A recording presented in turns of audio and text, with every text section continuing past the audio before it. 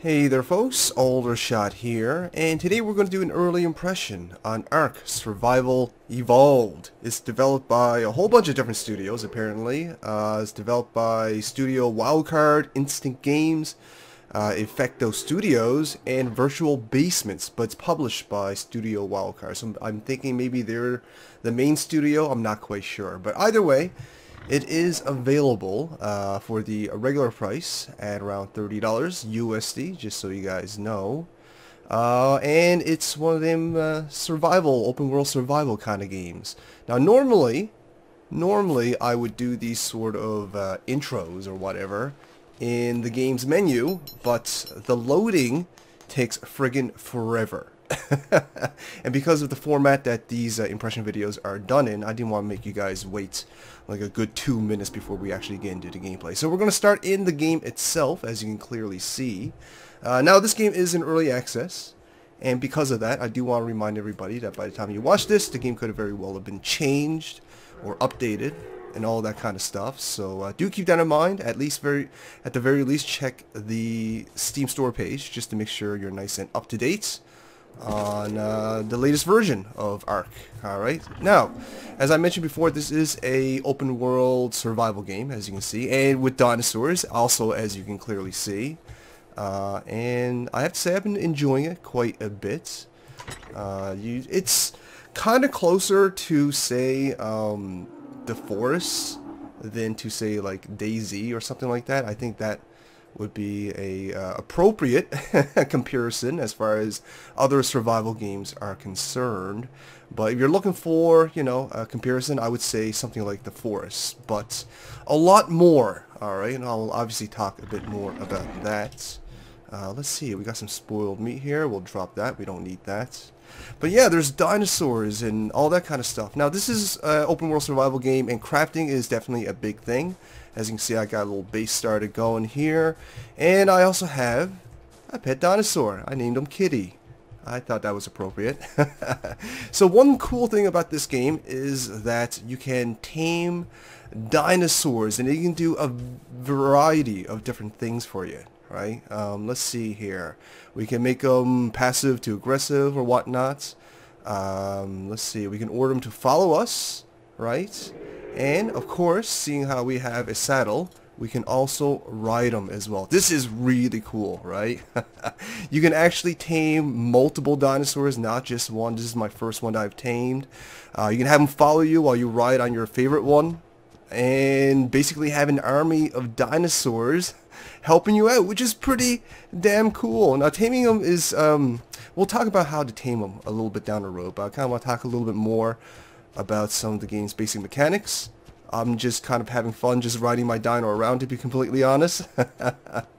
But anyways, I guess I'll get off Mr. Kitty here, and I will show you some of the basic mechanics. Now, it looks like I just leveled up, which is perfect, because now I can show you the progression system of this game. It's actually really, really well done. It's actually one of my favorite parts of this game, I think, so far, is definitely the progression system. Now, when you level up, you can actually add a point to one of these stats. For some reason I can't right now. Usually I can. I'm not sure what's up with that. Maybe I already added it before this video and forgot about it, as possible. But as you can see, there is a whole bunch of different stats like health, stamina, oxygen, food, water, and all that stuff. I usually just put it into weight so I can carry more stuff, to be completely honest. But there is a variety of different stats that you can build your character towards. There is a level cap of 60, so do be aware of that. And your character is quite customizable as well. We'll show you a little bit of the customization at the end of the video, alright? But also, when you level up, you also get these things called Ingram points. And your crafting recipes, as you can see right here, they come from your Ingrams, right? So right now I have 14. Let's see, there's a whole bunch of recipes here, guys, a whole bunch already. And remember, this is early access, so I'm quite impressed by the amount of content that's already available in this game.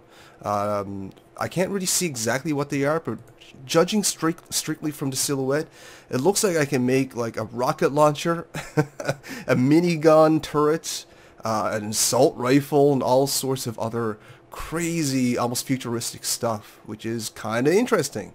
It's definitely an interesting blend of timelines, as you can clearly see. But anyways, we got 14 Ingrams. Let's learn some new stuff here. Let's learn the cooking pot. I think it's been long overdue. We should definitely learn that. And there we go. Now we've got 5 points left. We'll save that for our next level up so we can get something a little bit more advanced. So now that we learned the cooking pots, we have the recipe available to us right here, somewhere. Now this is going to be one of my first critiques of the game, is that the crafting recipe is a little bit hard to you know, it's not very well organized, is what I'm trying to say. Like right now, here it is right here in the front. We're missing thatch and stone. Okay, I think we got some of that actually. We got some of that in storage, I do believe. Let's see. Yeah, we got some thatch. We might need more stone. Yeah, we need more stone. Unless we got some extras in here maybe. Nope, that's where our food goes. And okay, we need more stone. Not a problem. I'll show you guys how to gather some basic materials, essentially. It's just like other survival games, you know, you run up to trees, you take your axe out after you make it, and you start chopping. When you first start off the game, kind of like Minecraft, you're going to want to punch the tree so you can get some basic materials to make your first pickaxe, right?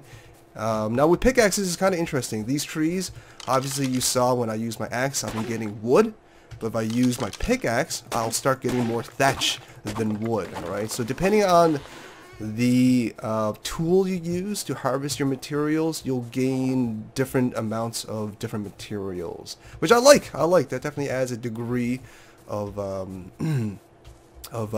mechanics, an extra layer of mechanics is what I'm trying to say.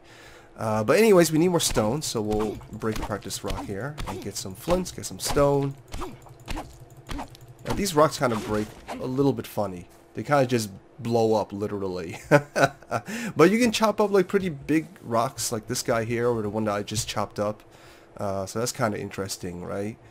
But anyways, let's see if we have enough stone. I don't think we do yet, actually. We need 30 more pieces. Now you can actually gather more stone. You just have to take your bare hands out and start picking rocks up from the ground. And this is generally how you're going to be harvesting your basic materials, right? Now you can get other materials from these like little smaller plants as well. You can get berries and fibers and all that kind of stuff. And you need berries to either eat to keep yourself alive, although we have plenty of cooked meats to do that, so we'll take a little bite out of that. But I use berries mostly to tame certain dinosaurs, right? If you want to tame the dinosaurs, if you're going to tame a carnivore, obviously you have to feed them raw meats. Whereas this guy, he's a plant eater. I fed him berries, and now he's my buddy. He's now my friend. Now, when you do have a tamed dinosaur, there is a little bit of management involved. You have to make sure that there's berries in his inventory, so when he's hungry, he can eat automatically. Oh, looks like I can actually upgrade. Cool. I can upgrade my dinosaur as well. That's something new. I didn't even realize that. But there you go. That's pretty cool. They can also level up. I like that. Now, let's check back on this. Yeah, we still need about 24 more rocks, so we'll gather some more rocks. But yeah, basically, you kind of... The gameplay is just like other survival games that you might have played. You kind of go around gathering materials, crafting your own little base, and in this game's case, go and tame yourself a dinosaur and raise a dino army and all this kind of crazy stuff, right? So that's really cool. You can even ride pterodactyls if you have the right saddle made. I'm not high enough level to do that, but I'm really excited to try that, because obviously that can start flying around, and I think that is pretty cool. Gameplay wise, this game has a lot of promise. For an early access game with all this different kind of contents already available. It's actually very, very, very impressive. There's also online multiplayer as well. Currently, as you can clearly see, I am playing just solo, so I can test the game out. And I've been having a good time with it. I have no complaints just playing this on my own. Although, when you do play online with the server, there is also a tribe feature, which is essentially like clans or guilds, if you will. So that's kind of neat. I'm not really completely sure what kind of features tribes have available, because I haven't really tried that out yet. But it is there for you, just so you know. I've been playing mostly solo, right? Now, I'm saying the game's really good, and I'm having a lot of fun with it, and exploring this game is a whole lot of fun. But, you know, it's not perfect. It's not perfect. As you can clearly see, currently I'm using NVIDIA's Shadow Play, and I'm getting between 18 to 22 frames per second. I am running I don't know why I keep checking on my dinosaur. It's absolutely unnecessary. I am currently running a i5 and a GTX 760 with 16 gigs of RAM. So honestly, my rig is kind of mid-tier, to be fair. But even with that said, this game is not running the best, right? There's been performance issues since its launch. They have been incrementally improving it with patches. Their latest patches actually increased my frame rates by double. I used to get frames in the teens, like 11 to 14 even, right? But with their latest patch, I've doubled that. I've been getting closer to 20 frames per second, which is great by comparison. So hopefully the studio behind this game can keep improving the performance. I think it's really the biggest complaint that most people have with this game currently is the performance issues, especially for mid to low tier machines like mine. Mine's more mid-high, but still pretty low in comparison to what this game actually requires to run, you know, a smooth 60 frames per second. You kind of need a beast at this point. But they have been making improvements, which is good to see, and hopefully they'll continue to make those improvements, of course. But do be aware, you know, if you're running a low to mid-tier machine, absolutely make sure that you can actually run it. Talk to other people in forums and compare your gear with them, because when I first started this game, I just couldn't run. I had to do so much tweaking. I actually had to go into the game's exe file and do all these NVIDIA tweaking in order to run even at 20 frames a second. So again, performance is a huge issue for this game. Absolutely be aware of that, okay? But besides that, I have been very much enjoying ARK. It's quickly becoming one of my favorite survival games. Mainly because there's just so much content already. It really is. And by the way, I think the performance takes a big hit because obviously these guys are going for extremely high graphical fidelity. It's a beautiful looking game. And I'll show you my settings, right? It's mostly on high without anything too fancy. I turned off the ground clutter. And my sky quality is pretty low, and I don't have any extra like special visual features or anything like that. I also recommend turning down your FOV as well, because that will increase your frames significantly if you're playing this game, as well as sky quality. If you turn it up too high, it'll take a big hit. So FOV and sky quality I find to be some of the biggest changes as far as improving my frame rates is concerned. So there you go. But yeah, the game looks good, it plays good. There is so much content here, guys, honestly. I honestly would not care if they never add a new recipe, or new dinosaurs or anything like that in this game. If the content stay exactly the same as it is now, in its current form, but the developers continue to improve the performance issues of this game, I would be perfectly happy.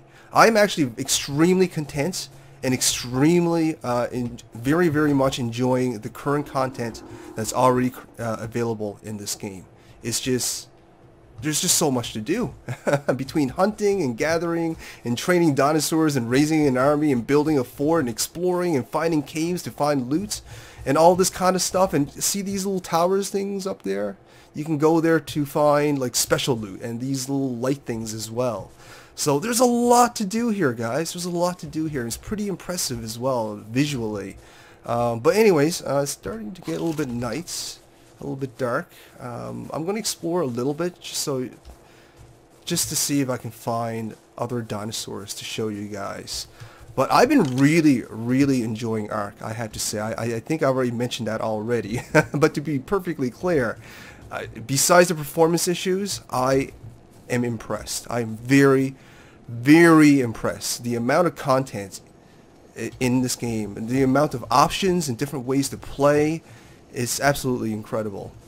These guys have definitely been very, very ambitious with this project, and I think they took the right route of putting together an extremely playable game before even throwing it into early access, which I definitely agree with as far as strategy, marketing strategy is concerned.